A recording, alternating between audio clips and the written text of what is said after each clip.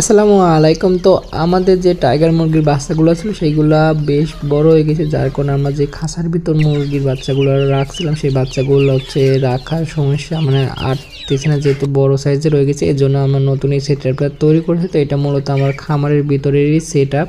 তো খামারের ভিতরে আমি মূলত একটা খাঁচা সিস্টেমে একটা কাঠ দিয়ে টেবিল বানাইয়া তারপর সেটা নেট দিয়ে সেলাই করে একটা ঘর সিস্টেম করছি, মানে ঘরের ভিতর ঘর।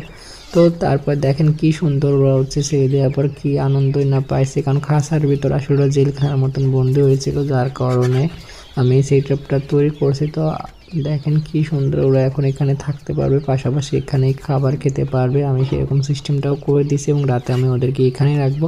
তো আরেকটি গুরুত্বপূর্ণ বিষয় বলবো, আমার ইউটিউব চ্যানেলে আপনারা অনেকেই ভিডিও দেখতেছেন কিন্তু আমার চ্যানেলটা সাবস্ক্রাইব করতেছে না, যার কারণে আমি খুবই হতাশ।